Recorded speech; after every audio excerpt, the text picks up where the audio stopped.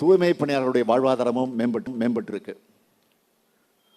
அடுத்து 2024 சென்னை மக்களுடைய குடிநீர் தேவையை தீர்த்து வைக்க நெம்மேலி கடல் நீரை குடிநீராக்கக்கூடிய நிலையத்தை திறந்து வச்சேன்.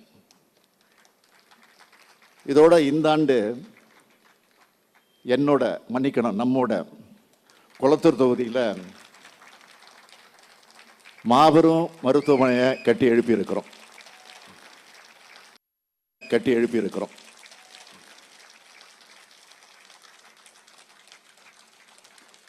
இந்த மருத்துவமனை வடசென்னை மக்களுக்கு உயிர் காக்கக்கூடிய மருத்துவமனையா காலகாலத்துக்கும் செயல்பட இருக்கு. வடசென்னையை வளர்ந்த சென்னையாக்க நாம எடுத்துக்கிட்டு வர்ற முயற்சிகள்ல இந்த பெரியார் மருத்துவமனை என்பது ஒரு மைல்கல். வடசென்னையுடைய வளர்ச்சிக்காக நாம் எடுத்துட்டு வர முயற்சிகள்ல பாத்தீங்கன்னா இன்றைக்கு தினமணி பத்திரிகையில பாராட்டி இருக்கு. இந்த மருத்துவமனையை கம்பீரமாக உருவாக்கி தந்திருக்க, இதை முழு முயற்சியோடு ஈடுபட்டு எல்லா வகையிலும் துணை நின்றிருக்கக்கூடிய நம்முடைய மாண்புமிகு பொதுப்பணித்துறை அமைச்சர் ஏவா வேலு அவர்களுக்கும், அதேபோல் எந்த நேரத்திலும் சுறுசுறுப்பாக எல்லா விஷயங்களையும் தன்னுடைய கையில் ஒரு கம்ப்யூட்டரை போல வச்சிருக்கக்கூடிய நம்முடைய மா சுப்பிரமணியம் துறையினுடைய அமைச்சர் அவர்களுக்கும் தொடர்ச்சியா எப்போ நான் குளத்தூருக்கு வந்தாலும் என்னோட வரக்கூடியவர் நம்முடைய மாவட்ட செயலாளர், இந்த தொகுதியினுடைய சட்டமன்ற உறுப்பினராக எனக்கு ஊக்கத்தையும் ஆக்கத்தையும் தொடர்ந்து வழங்கி கொண்டிருக்கக்கூடிய நம்முடைய அறநிலைத்துறை அமைச்சர் செயல் வீரர் சேகர் பாபு அவர்களும் தொடர்ச்சியா இதை கண்காணிச்சு இரவு பகலா உழைச்சு வெற்றிகள் இருக்கக்கூடிய மாண்புமிகு சேகர் பாபு அவர்களுக்கும் என்னுடைய சார்பிலையும் நம்முடைய தொகுதி மக்கள் சார்பிலையும் நன்றி நன்றி நன்றி. இந்த மருத்துவமனைக்கு பேர் வைக்கிறது சம்பந்தமா நம்ம சேகர் பாபு அவர்கள் என்கிட்ட வந்து கேட்டார். அப்ப நான் சொன்னேன், பெரியார் நகரில் இருக்கிற இந்த பெரிய மருத்துவமனைக்கு பெரியார் பேரையே வைக்கலாம் அப்படின்னு சொன்னேன். அதான் பொருத்தமா இருக்கும்னு சொன்னேன். ஏன்னா அவர் தான் நம்முடைய சமூகத்தில் நிலவன சமூக பிணிகளுக்கெல்லாம் மருத்துவம் பார்த்த சமூக மருத்துவர். அவர் இன்று பெரியார் பேரை சூட்டியதுல இந்த பெரியாரின் தொண்டனா பெரும் மகிழ்ச்சி அடைகிறேன்.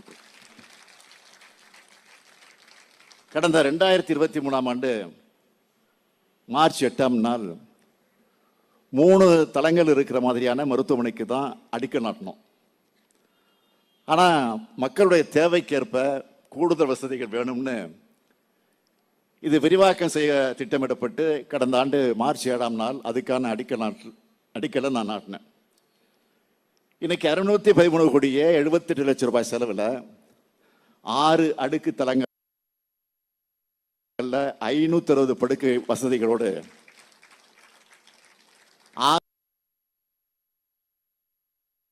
நோயில் பிரிவு, இருதயங்கள் பிரிவு, குழந்தைகள் நல பிரிவு, நரம்பியல் பிரிவு, மகப்பேறு பிரிவுன்னு எல்லா வசதிகளோடும் மிக பிரம்மாண்டமா இந்த உயர் சிறப்பு மருத்துவமனை உருவாகி இருக்கு.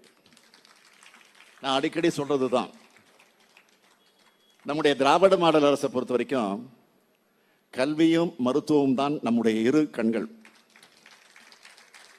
அதனால்தான் கல்விக்கு கவனம் செலுத்துகிற மாதிரியே மருத்துவ கட்டமைப்பை மேம்படுத்த புதிய அரசு மருத்துவமனைகள் மற்றும் ஆரம்ப சுகாதார நிலையங்கள் உருவாகின்றது. மருத்துவமனைகளோட உட்கட்டமைப்பு வசதிகளை மேம்படுத்துறது, மருத்துவ கருவிகளை நிறுவுறது மட்டும் இல்லாம நாடு போற்றும் திட்டங்களான மக்களை தேடி மருத்துவம், இன்னுயிர் காப்போம், நம்மை காக்கும் 48, சுகாதார நடைபாதை திட்டம் போன்ற ஏராளமான திட்டங்களை மருத்துவம் மற்றும் மக்கள் நல்வாழ்வுத்துறையின் சார்பில் செயல்படுத்திக்கிட்டு வரோம். இந்த வரிசையில் இந்த பெரியார் மருத்துவமனையை நம்முடைய குளத்தூர் தொகுதிகளை திறந்து வைக்கிறதுல நான் மிகுந்த மகிழ்ச்சி அடைகிறேன்.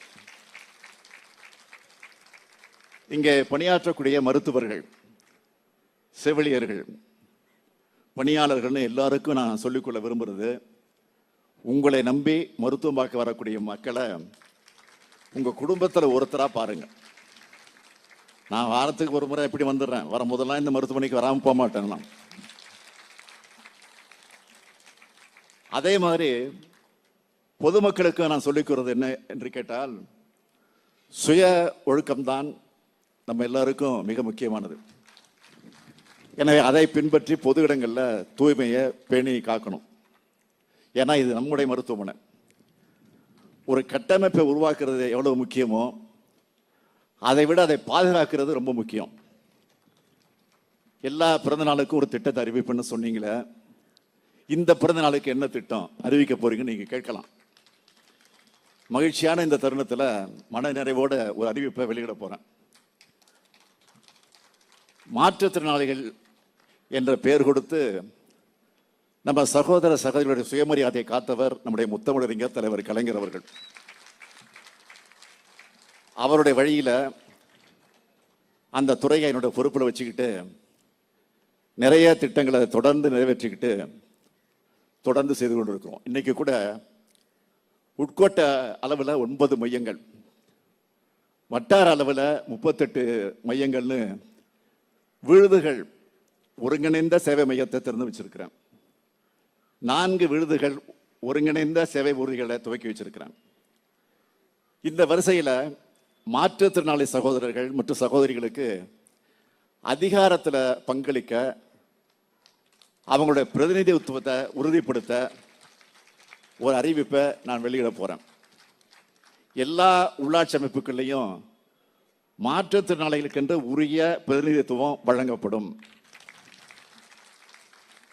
மாற்றுத்திறனாளிகளுக்கு உள்ளாட்சி மன்றங்களில் நியமன முறையில் உரிய பிரதிநிதித்துவம் வழங்குகிற வகையில் தமிழ்நாடு நகர்ப்புற உள்ளாட்சி அமைப்புகள் சட்டம் 1998, தமிழ்நாடு ஊராட்சிகள் சட்டம் 1994 ஆகியவற்றில் வர சட்டமன்ற கூட்டத்தொடரில் அதற்குரிய தக்க சட்ட திருத்தம் கொண்டு வரப்படும். இதன் மூலம் உள்ளாட்சி அமைப்புகளில் மாற்றுத்திறனாளிகள் இடம்பெறுவது உறுதி செய்யப்படும். அவங்களுடைய குரல் உள்ளாட்சி அமைப்புகளில் ஒலிக்கும். அதிலே முக்கியமாக விளிம்பு நிலை மக்களான மாற்றுத்திறனாளிகள் அதிகாரம் பொருந்தி அவைகளில் இடம்பெறுவாங்க. பட்டியலின, பழங்குடியின, பிற்படுத்தப்பட்ட, மிகவும் பிற்படுத்தப்பட்ட சிறுபான்மையின மக்களும் அதேபோல பெண்களுக்கும் அனைத்து அதிகாரமும் கிடைக்கிற நோக்கத்தோடு உருவானதுதான் திராவிட இயக்கம்.